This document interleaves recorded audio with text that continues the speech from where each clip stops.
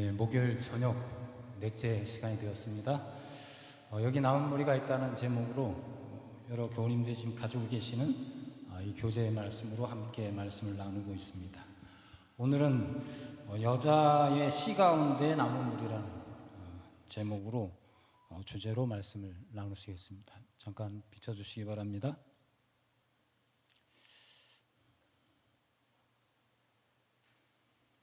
예, 여자의 씨 가운데 남은 자손, 남은 무리. 지금까지는 창세로부터 종교개혁 시대 이후까지의 말씀을 나눴고요. 그 시대 속에 하나님이 어떻게 남은 무리를 두셨고, 또 그들의 특징이 무엇이고, 그들의 기별이 무엇이고, 그들의 믿음이 무엇인지를 저희가 나눴는데, 오늘 넷째 날부터 오늘 목요일, 내일 금요일 저녁 안식일, 그다음 안식일까지는 이제 오늘 나에게 해당되는 귀중한 남은 무리로서의 가르침입니다. 여자의 씨 가운데 남은 무리는 누구냐면 바로 우리들입니다. 우리들에 대한 이야기이기 때문에 잘 들으시고 남은 무리의 정체성을 명확히 이해해 보시기를 간절히 바랍니다. 요한계시록에 예언된 마지막 때의 남은 무리가 예언되어 있죠. 그러니까 저희 교회는, 그러니까 제7일 안식일 예수 재림 교회는 성경에 예언된 교회입니다. 그거 뭐 다 아시라고 믿고요.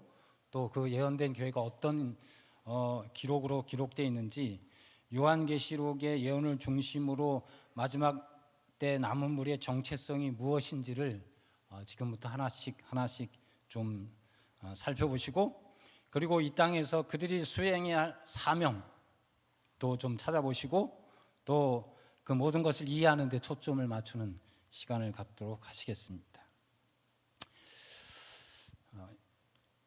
예언의 말씀이 어디에 있냐면 요한계시록 12장 17절, 어제 마지막 종교개혁의 끝 마무리를 하면서 하나님이 두셨던 마지막 남은 자손의 한 절을 보고 마쳤죠. 그 한 절을 가지고 또 시작하도록 하겠습니다. 요한계시록 12장 17절, 오늘 저와 여러분에게 해당되는 거기 때문에 한번 또 같이 함께 읽어보시겠습니다. 시작. 용이 여자에게 분노하여 돌아가서 그 여자의 남은 자손 곧 하나님의 계명을 지키며 예수의 증거를 가진 자들과 더불어 싸우려고 바다 모래 위에 서 있더라, 이렇게 되어 있습니다. 이 성경에 등장하는 마지막 남은 무리는요, 이 요한계시록 12장이 아주 뚜렷하게 증거되고 있습니다. 그러니까 여기 12장은 제가 이 땅에 들어옴으로 시작해서, 그 이전부터 시작해서 그 다음에 그리스도와 사단 사이의 대쟁투 역사를 한눈에 보여줍니다. 그러니까 성경 전체를 통틀어서 대쟁투의 주제가 여기처럼 집약적이고 아주 선명하게 기록된 예언서가 없어요. 딱 17절의 성경절이지만 이 17절 안에 마지막 시대에 부름을 받은 남은 무리가 이 대쟁투의 배경으로 등장합니다. 그것이 요한계시록 12장 7절 말씀이죠. 요한계시록 12장 7절을 이해하시기 위해서는 그 이전에 있는 16절까지의 말씀을 이해하셔야 되는데, 그것을 여기서 다 말씀드릴 수 없습니다.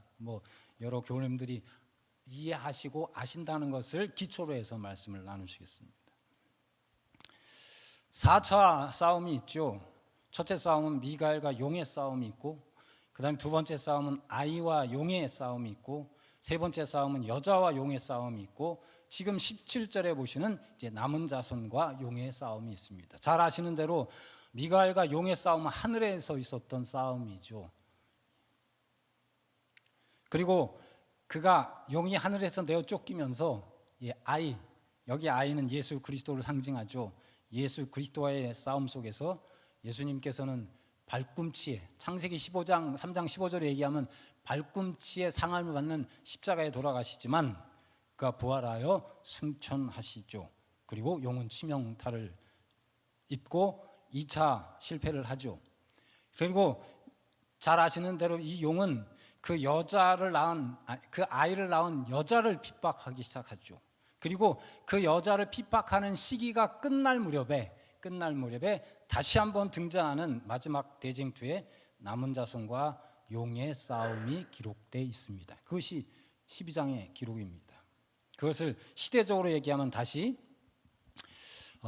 1차 전쟁이 하늘에서 있었어요. 미가엘과 용의 싸움, 예수님과 용이죠.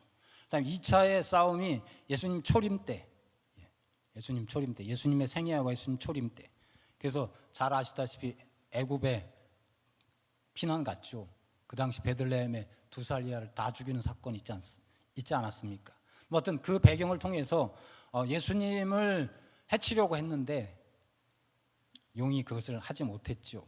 그리고 그 이후에 제3차 쟁투는 교회와 용입니다. 초대와 중세와 종교개혁이 이르기까지 계속해서 하나님의 백성을 공격한 사단의 쟁투가 나옵니다. 그리고 이제 마지막으로, 이제 이 시대의 마지막으로 더 이상 다른 전투가 없어요. 그 마지막 시대에 남은 자손과 싸우려고 용이 바다 모래 위에 섰다라고 하는 것이 계시록 12장 17절의 말씀이죠. 그래서 잘 아시는 대로 초대교회부터 중세시대까지 있었던 그 시기를 여기 요한계시록 12장은 이렇게 표현합니다. 14절에 그 여자가 큰 독수리 2날개를 받아 광야 자기 곳으로 날아가 거기서 그의 뱀의 낯을 피하여 한 떼와 2떼와 반 떼를 양육받았다, 이렇게 돼 있죠. 그리고 여자를 공격하는 사건의 한 떼와 2떼와 반 떼의 기간을 기록하고 있습니다. 12장에 가시면 6절에 똑같은 상황을 1261로 기록하고 있고, 똑같은 상황을 13장 5절에는 42달이라고 얘기하고 있습니다. 그러니까 한 때와 2때와 반 때와 1261과 42달은 같은 표현이죠. 그것을 이렇게 도표로 보여드리면 이렇습니다. 한 때, 2때, 반 때, 3년 6개월, 그것은 42달이요. 그 42달은 한 달이 30일로 계산되어져서 1260일로 계산이 나오죠. 그러면 그걸 다 설명할 수 없고, 여러분들이 예언 보시는데 1260일은 538년 AD 교황이 교회의 우두머리가 된다는 선언으로부터 시작해서 1798년 나폴레옹에 의해서 피우스 6세가 감옥에 수감되는 것으로 종결하죠. 그래서 538년부터 1260년이 지난 1798년까지의 기간을 이야기합니다. 왜 이 시기를 얘기할까요? 중요한 것은 지금 보시는 대로 1260년은 작은 뿌린 로마 카톨릭의 박해 기간 이후에 등장하기 때문에 그렇습니다. 그러니까 남은 무리는, 이 시대의 남은 무리의 시기는 1260년이 지난 이후에 등장하게 돼 있어요. 그러면 1798년 이후에 등장하는 무리가 남은 무리가 되는 것입니다. 그 기간을 지금까지 보신 대로 AD 538년부터 1798년으로 우리가 계산을 해봤고요. 그래서 남은 자손의 등장 시점은 1798년 이후가 되어야 하는 것입니다. 물론 이 예언적 시간표를 통해서 남은 자손이 누구인지 바로 밝힐 수는 없습니다. 밝혀지지 않죠. 그렇지만 누가 아닌지는 분명하게 구분할 수 있습니다. 이 남은 자손은 1260년 이후에 등장해야 하므로 16세기나 17세기에 너무 이른 시기에 등장한 종교개혁의 교회들은 자동적으로 제외되게 되겠죠. 왜냐하면 그 이후에 등장해야 되기 때문에.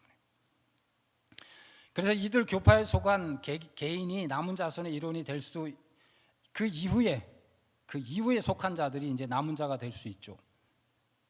그래서 여기 요한계시록 12장 17절에 언급된 그 여자의 남은 자손은 1798년 이후에 등장합니다. 그래서 그 이전에 16세기나 17세기에 등장한 루터교나 감리교나 침례교나 제7일 침례교나 성공회나 장로교나 회중교 등은 이 예언의 시기보다 너무 오래전에 먼저 등장했기 때문에 그들은 남은 교회가 될 수 없죠. 시기상으로 볼 때. 그러므로 이 여자의 남은 자손은 18세기 이후 또는 19세기 초에 등장한 교회여야 합니다. 1798년 이후가 되어야 하기 때문에요. 이 조건만으로 남은 자손의 정체를 확정할 수는 없어요. 그 이후에 등장한 교회도 여러 교회가 있기 때문에 여러 교단이 있고 여러 교파가 있습니다. 그럼에도 불구하고 또 하나의 두 번째 특징이 등장하죠. 그것은 하나님의 계명을 지키는 것입니다. 그 이전을 나누기 전에 그걸 조금 더 뒤로 하고 먼저 그들의 기별을 좀 살펴보십니다. 그 기별은 요한계시록 12장의 남은 무리 묘사에 그 기별은 요한계시록 14장에 나오는데 잘 아시는 대로 이것도 우리가 다 지금 아신다고 전제하고 다 묘사할 수가 없어요. 지금 정체성을 먼저 배우셔야 되니까. 그 정체성의 하나가 기별입니다. 잘 아시는 대로 첫째 천사의 기별이죠. 창조주를 경배하라고 하는, 심판의 시간이 이르렀다고 하는. 그리고 둘째 천사의 기별이죠. 그 기별은 바벨론이 무너졌다라는 기별입니다. 셋째 천사의 기별은 잘 아시는 대로 또 다른 천사 곧 셋째가 그 뒤를 따라 큰 음성을 하루되 만일 누구든지 짐승과 그의 우상에게 경배하고 이마에나 손에 표를 받으면 하는 짐승의 표를 받지 말라고 하는 세 천사의 기별이죠. 그러니까 남은 무리는 아까 보긴다는 시기로서는 1798년 이후에 등장해야 되고 그들이 전하는 기별은 세 천사의 기별입니다. 창조주를 경배하고 바벨론이 무너졌고 짐승의 표를 받지 말라고 하는 하나님의 마지막 기별을 전파하는 사명을 갖고 있죠. 이거 하나만으로도 사경이 할 수 있습니다. 그럼에도 불구하고 이렇게 간략하게 말씀드린 것은 다 아시리라고 생각되어집니다. 그 다음에 그들의 믿음을 이렇게 표현합니다. 요한계시록 12장 17절에 용이 여자에게 분노에 돌아가서 그 여자의 남은 자손 곧 하나님의 계명을 지키며 예수의 증거를 가진 자들과 더불어 싸우려고 바다 모래 위에 서 있더라 이렇게 되어 있는데 요한계시록 14장 12절에는 성도들의 인내가 여기 있나니 그들은 하나님의 계명과 예수에 대한 믿음을 지키는 자다 이렇게 되어 있어요. 여기 조금 보시면 12장 7절에 예수의 증거하고 요한계시록 14장 12절에 예수에 대한 믿음은 좀 다릅니다. 어쩌면 이런 것이에요. 예수의 증거를 가진 남은 무리가 예수에 대한 믿음에 살아가는 삶을 살아가는 것 이렇게 묘사하면 좋겠습니다. 여하튼 여기에 예수의 증거와 예수의 믿음에 대한 이야기를 하고 있습니다. 여기 넘어가고요. 이제부터 보시겠습니다.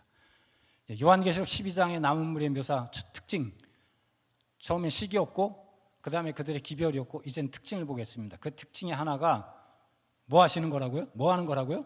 하나님의 계명을 지키며 되어 있습니다. 요한계시록 14장 12절에도 하나님의 계명과 예수에 대한 믿음을 지키는 자라 이렇게 되어 있습니다. 여기 하나님의 계명 속에는 반드시 들어가 있는 것이 안식일 계명이죠. 그것이 반드시 포함되어 있지 않습니까? 하나님의 계명 안에는. 그리고 잘 아시는 대로 뭐 흔히도 이런 표현하지 않습니까? 만약에 제가 여러 교우님들의 교주라고 하면 10가지 계명을 제가 다 인용할 수 있어요. 아니 10가지 계명 중에 9가지 계명은 제가 할 수 있어요. 예를 들면 저한테 나 외에는 나 감철규 외에는 너 다른 사람 섬기면 안 돼 이렇게 할 수 있어요. 그죠? 그다음 두 번째, 너희들은 나 말고 다른 어떤 형상을 만들어서 섬기지 말라 이렇게 얘기할 수 있습니다. 그리고 얘기할 수 있어요. 너희들 내 이름 함부로 부르지 마 이렇게 할 수 있어요. 근데 제가 넷째 계명은 못 만듭니다. 왜 못 만들죠? 나도 피조물이기 때문에. 그건 창조주만이 할 수 있습니다. 그리고 뭐 이웃에 관한 계명은 너 얼마든지 할 수 있잖아요. 너희들 부모 공경해. 그리고 마지막 10째 계명부터 너희 소유 아내 탐내지 말고 소유 탐내지 마 이렇게 할 수 있어요. 근데 넷째 계명은 제가 만들지 못해요. 그러니까 그 넷째 계명의 10계명의 가장 중심에 넷째 계명이 들어있지 않습니까? 그래서 첫째 천사의 기별도 심판의 시간이 이렇으니 하나님, 창조주 하나님을 경배하라고 외치고 있는 것 아니겠습니까? 그래서 두 번째 특징, 뭐 시기로는 1978년에 지난 이후에 등장하는 백성이고, 그 다음에 두 번째는 안식일을 지키는, 십계명을 지키는 무리들입니다. 1260년 그 기간 이후에 등장하는 교회가 그냥 제가 말씀드리면 오순절 교단, 예수 그리스도 후기 성도교회, 여호와의 증인 비롯한 여러 교파가 있습니다. 그럼에도 불구하고 대부분 그들은 넷째 계명인 안식일을 거부하거나 왜곡한 교파들입니다. 그러니까 이들은 안식일을 지키지 않거나 혹은 안식일이 명한 일곱째 날이 아닌 다른 날을 준수합니다. 그러나 하나님의 계명을 지키는 남은 무리라면 반드시 제7일 안식일 제7일 안식일이라고 하는 하나님의 안식일을 포함한 계명 전체를 지켜야 하는 것이죠. 그래서 여자의 남은 자손은 1260년이 끝나는 그 해 이후에 안식일을 지키는 무리여야만 합니다. 제가 AI한테 물었어요. 세계에 존재하는 기독교 교파가 얼마나 되냐 이렇게 물으니까 얼마나 된다고요? 4만 5천 개나 됩니다. 그리고 물었어요. 그 중에서 제7일 안식일을 지키는 교단이 몇 개냐 물어봤어요. 그러니까 딱 세 가지를 얘기하더라고요. 유대교는 빠진 것 같아요. 제7일 안식일 예수 재림교회, 그 다음에 제7일 침례교회, 하나님교회, 요 세 교회가 안식일을 지킨다고 돼 있어요. 그러니까 4만 5천 개의 교파 중에 세 교회가 안식일을 지켜요. 그러니까 오늘 남은 무리가 이제 4만 5천 개에서 이제 좁혀지죠. 그 다음에 두 번째 특징입니다. 두 번째 특징은 요한계시록 12장 17절에 용이 여자에게 분노해 돌아가서 그 여자의 남은 자손 곧 하나님의 계명을 지키며 예수의 증거를 가진 자들과 더불어 싸우려고 바다 모래 위에 서 있더라 하게 되어 있습니다. 그건 지금 배우셨어요? 제가 시간이 지나가는 시간에 마치겠습니다. 첫째, 시기가 1260년이 지난 몇 년이요? 1798년 그 이후에 등장해야 돼요. 그 다음에 뭘 지켜야 돼요? 하나님의 계명, 안식일을 준수해야 됩니다. 두 번째 특징, 그 다음에 그 중간에 있는 세 천사의 기별을 전해야 합니다. 첫째 천사, 둘째 천사, 셋째 천사예요. 기별을 전하는 무리들. 그리고 이제 네 번째 특징 두 가지인데 그 중에 하나가 예수의 증거를 가진 자들이라 이렇게 되어 있습니다.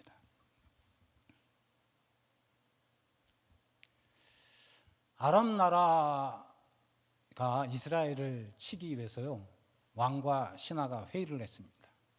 아주 뭐랄까요 긴밀하고 아주 아무도 비밀이 새나가지 않는 곳에서 회의를 했어요.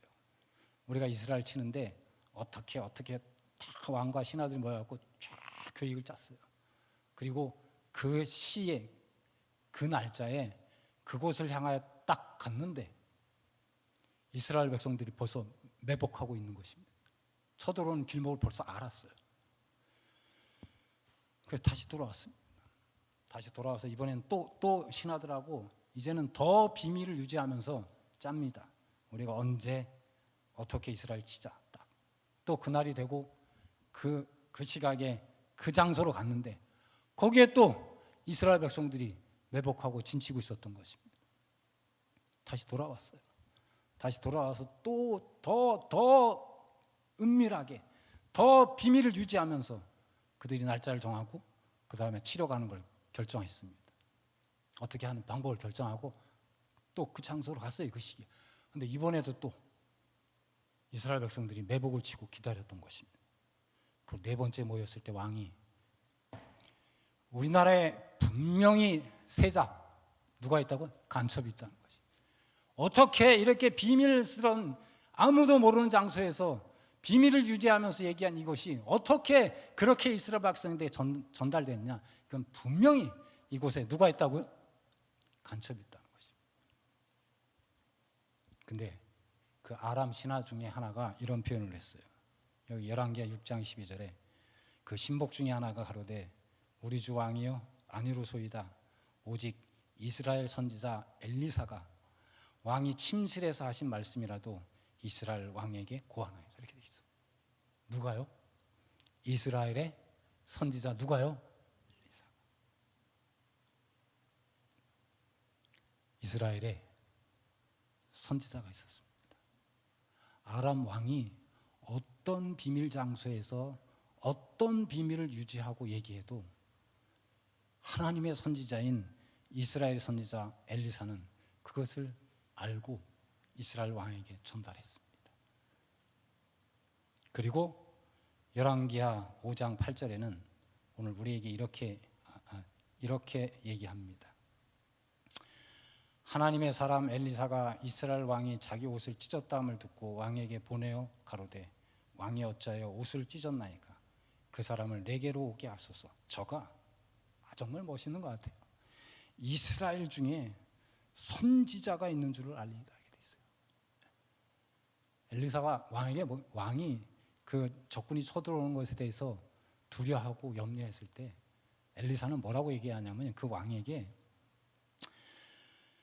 사람을 내게로 오게 하소서. 저가 이스라엘 중에 선지자가 있는 줄을 알리다 이렇게 얘기했어요. 이스라엘에는 누가 있다고요? 선지자가 있었습니다. 돌아가십니다. 요한계시록 19장 10절에 이렇게 표현합니다. 내가 그 발 아래 엎드려 경배하려 하니 그가 나더러 말하기를 나는 너와 및 예수의 증거를 받은 내 형제들과 같이 된 종이니 삼가 그리하지 말고 오직 하나님께 경배하라. 여기 예수의 증거를 뭐라고 얘기하죠? 예수의 증거는 대언의 영이라. 어제 우리 송지현 장로님이 사회를 보시고 저기서 기도를 하시는데 제가 아직도 기억나는 거는 우리 목사님이 하나님 말씀을 대언하실 때 이렇게 말씀하셨어요. 근데 제가 그 말씀, 그 기도를 들으면서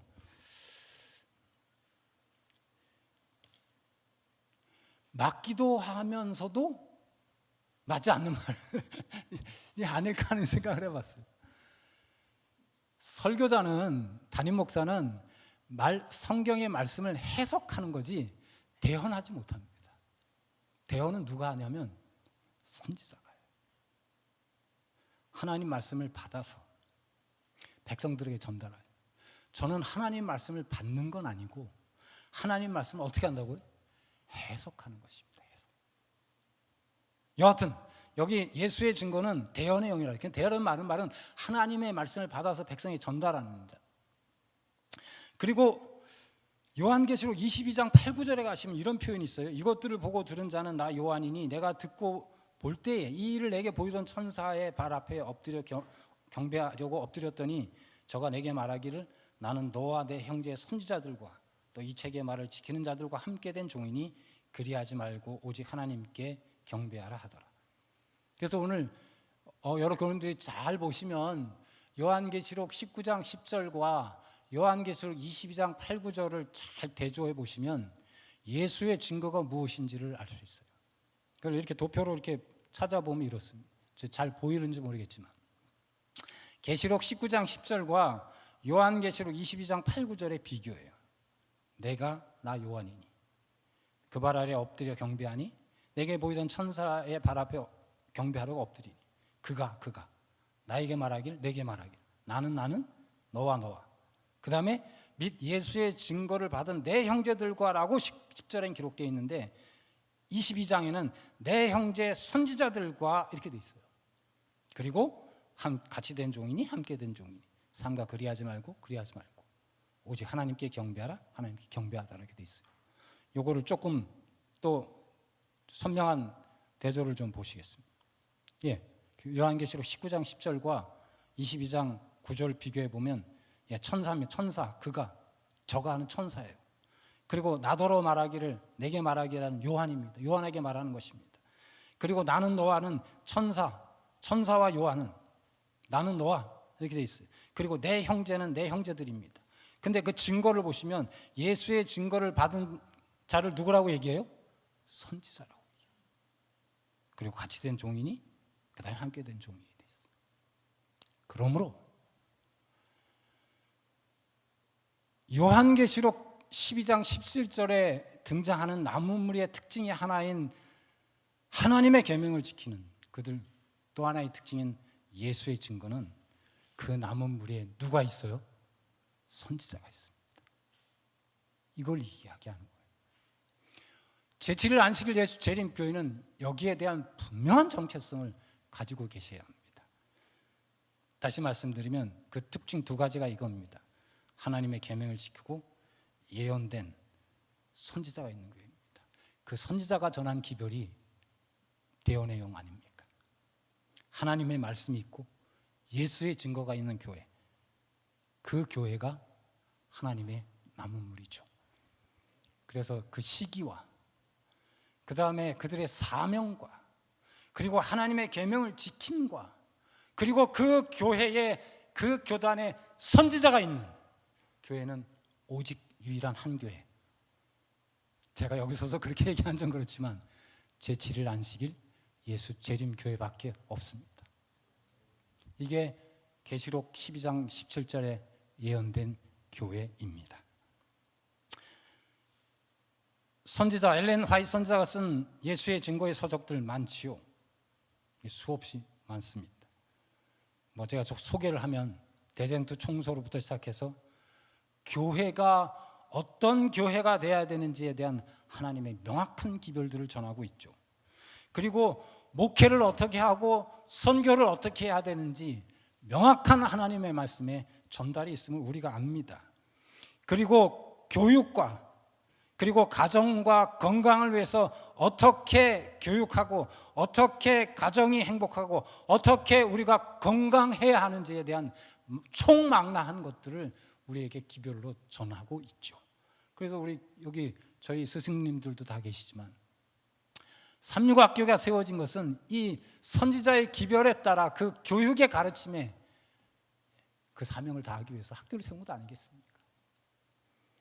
교육과 가정과 건강, 그리고 이 시대에 태초의 창조부터 시작해서 마지막 하나님께서 재림하실 때까지의 모든 역사와 그리고 오늘 우리가 고백하는 신앙의 고백들의 교리들이 다 담겨 있습니다.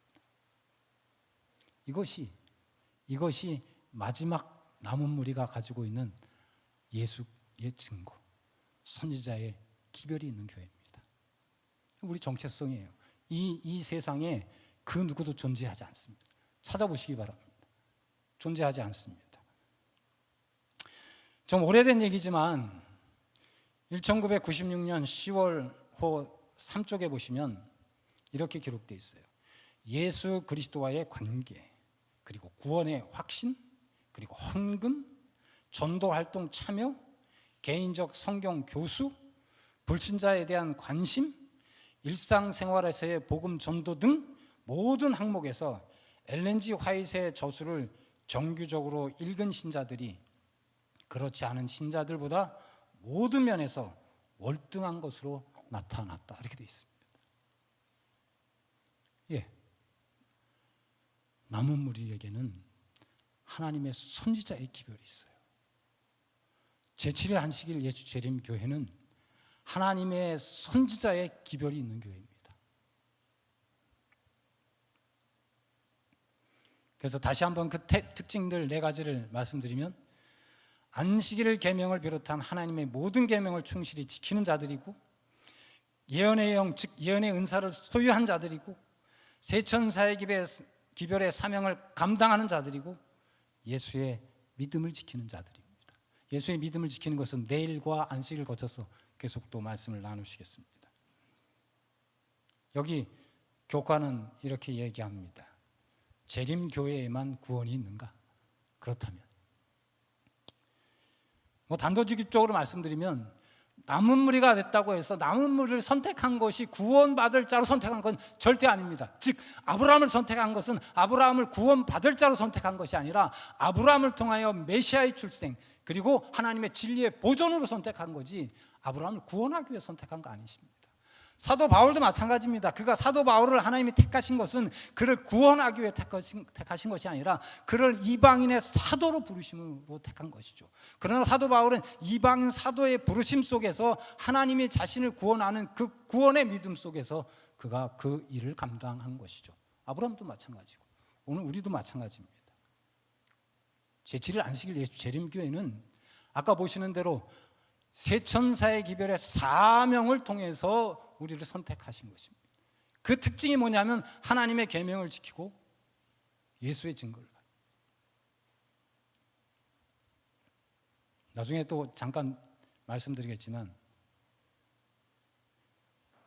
일요일을 지키는 분들이 세 천사의 기별을 전할 수 있을까? 없습니다. 분명히 이해하시기 바랍니다. 여하튼 간에 재림교회에만 구원이 있는가? 여기 캐스논 닥트린에 보시면 이런 표현이 있습니다. 우리는 요한계시록 12장 17절의 예언이 제7일 안식일 예수 재림교회의 경험과 사역을 가리킨다고 믿는다. 그러나 우리가 지상에서 하나님의 참된 자녀들, 유일한 참된 그리스도인들을 구성한다고는 믿지 않는다. 예, 무슨 표현인지 아시겠죠? 내일 표현인 이렇게 요한계시록 12장 17절에 기록된 여자의 남은 무리 중에서도 또 남은 무리가 있다고 하는 것이 이제 내일 주제예요. 여기 그 말이 이 표현입니다.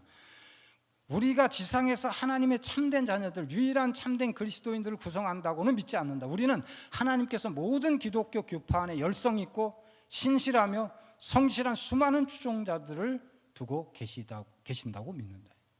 그래서 우리가 외침이 뭡니까? 세 천사의 기별 자체의 외침이 바벨론에서 나오라는 거예요. 여기에 이 바벨론 안에 있는 열성 있고 신실하며 성실한 수많은 추종자를 우리가 부르게 돼 있죠. 그런데 이 부르는 사업에 내가 그 사명을 감당하지 못하면 결국은 나도 구원에 들어가지 못한다라고 표현할 수 있겠죠. 잘 아시는 대로 어떻게 제7일 안식일 예수 재림교회 그 남은 무리 있을까? 이 남은 무리 안에도요, 제7일 안식일 예수 재림교회 안에도 분열이 있고 논쟁이 있고 갈등으로 얼룩진 교회입니다. 차갑고 죽은 듯하고 깊이 잠든 교회이기도 합니다. 율법주의와 세속주의, 성적으로 타락한 교회가 될 수도 있습니다. 하나님께 주신 기준을 따르지 않는 교회, 혹은 그 기준을 문자적 의미만으로 따르는 교회가 될 수 있습니다. 거의 모든 교리를 놓고 논쟁을 벌이는 교회도 될 수 있고, 예언의 인도를 무시하고 세속에 물들고 구성원들이 이단적인 사상을 주장하는 공동체일 수도 있습니다. 그런데 어떤 이 무리가 그런 것이 포함되어 있음에도 불구하고 어떻게 이 무리가 제7일 안식일 예수 재림교회, 이 교회가, 이 교단이, 이 교파가 남은 무리가 될 수 있을까?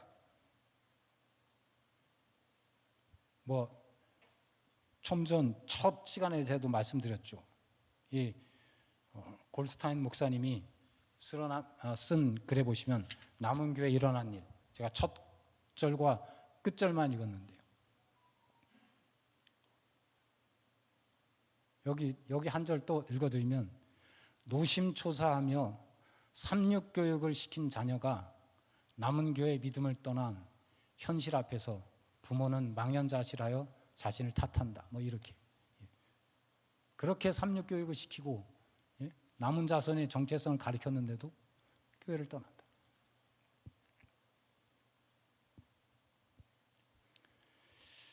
정말 지금까지 말씀드린 대로 남은 무리에 여러 가지 실패들이 있습니다. 이스라엘 남은 무리 역사를 한번 보십시오. 1000년이 넘는 세월 동안에 이스라엘 백성들도 온갖 죄악을 저질렀습니다. 그러나 하나님의 남은 무리였어요. 성경은 구약시대의 남은 무리의 실패를 이야기하죠. 부패와 다툼과 간음과 율법주의와 유선과 이단, 이런 것들이 신약시대까지 다 이르러 왔어요. 오늘날도 마찬가지입니다. 남은 물의 정색성이 있지만 그 구성원들의 거룩한 자체를 얘기하는 게 아닙니다. 남은 물의 특징은 아까 4가지, 시기와 그 다음에 기별과 그 다음에 하나님의 계명을 지키고 선지자의 기별이 있는 이러한 것의 특징으로 남은 무리를 결정짓는 것이지 그들의 구성원이 거룩한 것으로 결정짓지 않습니다. 그럼에도 불구하고 그럼에도 불구하고 지금 여기 얘기하는 남은 무리로서 하나님이 두시지만 그 남은 무리 중에서도 또 남은 무리에 있음을 이제 이야기하고 있는 것이죠. 제7일 안식일 예수재림교회도 구약시대나 신약시대도 마찬가지입니다. 이 안에 위선도 있고 배도도 있습니다. 우리는 지금까지 말씀드린 대로 어느 교파보다도 어느 교단보다도 하나님의 완벽한 진리에 완벽한 계시를 우리가 받은 공동체입니다. 더 많이 받았어요. 그러나 많은 성도가 그 빛을 따르지 않는다고 해도, 또는 그 진리가 많은 이들을 거룩하게 만들지 못한다고 해도, 그 진리를 귀하게 여기지 않는다고 해도, 또한 악하고 해짐하지 않는 자들이 그 진리를 오염시킨다고 해도 하나님이 이스라엘을 버리지 않는 것처럼 마지막 남은 이 제7일 안식일 예수 재림교회도 버리지 않습니다. 그러나 그 빛 자체가 정말로 하나님의 구원받는 남은 무리로서의 신분을 결정하는 건 아닙니다. 물론 그 빛 자체가 남은 무리예요. 그러나 그 빛 자체가 남은 무리의 신분을 결정하지는 않습니다. 다시 한번 말씀드립니다. 기독교가 등장하기 이전에 어느 시대든지요, 지금까지 말씀드린 대로 제약이 있었고 다툼이 있었고 실망이 있었고 낙심이 있었습니다. 지금 현재도 마찬가지. 오늘 교문이교회 우리 교우님들 중에 이 교회를 떠나고 싶은 분도 계실지 모르겠습니다. 세속화되고 위선에 눌려있고. 그럼 그 대안이 무엇이겠습니까? 옛날 이스라엘 백성들이 그들의 시대의 이러한 세속화와 타락 속에서 그들이 대안을 찾는다면 무엇을 찾겠습니까?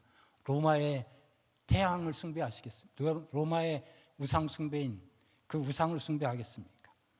아니면 이집트의 개구리를 숭배하겠습니까? 아니면 바알과 다이아나 여신을 섬기는 가나안 종교를 섬기겠습니까? 하나님의 백성이 아무리 절망적인 상태라 해도 다른 곳에서는 하나님 백성이 가지고 있는 진리를 찾을 길이 없어요. 오늘날 제7일 안식일 예수 재림교회도 마찬가지입니다. 오늘 이 교회 제7일 안식일 예수 재림교회가 지고 있는 많은 죄악들이 있습니다. 무거운 죄짐이 있어요. 실수가 있고 실패가 있습니다. 그럼 어디로 가시겠습니까?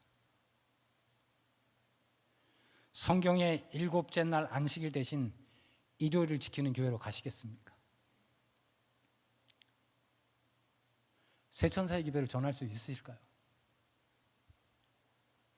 죽은 자들이 지옥에서 고통받고 있다고 믿는 그런 교회로 가시겠습니까? 이렇게 두 교리를 제외하며 선택지는 극도로 좁아집니다. 오순절에 주어진 방언을 하는 교회 가시겠습니까? 어느 교회를 가시겠습니까? 물론 요즘 시대의 아픈 얘기입니다. 훨씬 더 믿음의 선배였던 어르신들은 내가 우리 교회를 안 나간다면, 그러니까 제7일 안식일 예수 재림교회를 안 나간다면 내가 차라리 안 나가지 다른 교회는 안 간다 그랬어요. 왜냐하면 거기 진리가 없기 때문에. 그런데 요즘은 어떻게 해요? 다른 교회 가는 사람들이 많아요. 그 이유는 정체성을 몰라요. 제7일 안식일 예수 재림교회의 정체성이 뭔지 참. 우리 교민교회는 어떻게 하시겠습니까?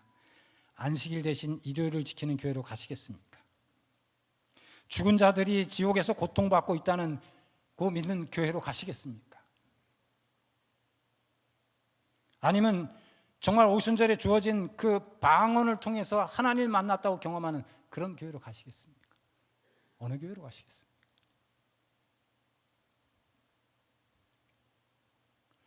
정말 오늘날 재림교회가 직면한 핵심적인 문제는 우리만이 남은 무리라고 하는 이 배타주의나 자만심이 아닙니다. 오히려 오늘 우리가 믿는 그 신앙의 정체성을 잃어버려요. 남은 교회의 독특한 사명이나 존재 목적조차 인식하지 못하는 이들이 많아지기 시작했어요. 그러니까 제7일 안식일 예수 재림 교인이라고 하는 이름을 내세우는 것도 두려워하고 있는 실정 아닙니까? 근데 아까 보셨죠? 이스라엘에 하나님의 선지자가 있음을 알지어다. 여러 성도들이시여, 마지막으로 제7일 안식일 예수 재림 교회만큼 분명하고 일관되게 현대 진리에 접근한 신앙 공동체는 없습니다. 만일 누군가가 요한계시록에 예언된 나무물이, 즉 하나님의 계명을 지키고 예수의 증거를 소유하며 셋째 세천사의 기별을 온 세상에 전하는 세 가지 조건을 제7일 안식일 예수 재림 교회보다 더 분명하게 충족하는 교회를 발견하신다면 저부터 가고 여러분들 데려가겠습니다. 반드시 그 교회를 선택하셔야 됩니다. 다시 한번 말씀드립니다. 누군가가 요한계시록에 예언된 나무물이, 즉 하나님의 계명을 지키고 예수의 증거를 소유하며 셋째 천사의 기별을 온 세상에 전하는 이 세 가지 조건을 제7일 안식일 예수 재림 교회보다 더 분명하게 충족하는 교회를 발견하시면 말리지 않겠습니다. 반드시 그 교회를 선택하시기 바랍니다. 오늘 제7일 안식일 예수 재림 교회는요, 하나님의 계명을 지키고 예수의 증거를 소유하고 셋째 천사의 기별을 온 세상에 전하는 하나님의 선택된 나무물이라는 것을 기억하시고 정말 이 정체성 안에서 다시 한번 우리에게 사명을 주신, 이제 마지막 시대에 예수님 재림하시기 전에 외쳐야 할 셋째 천사, 세 천사의 기별을 정말 과감하고 담대하게 전할 수 있는 우리 교무님교회 모든 성도들이 되시길 바라면서 말씀을 마치겠습니다.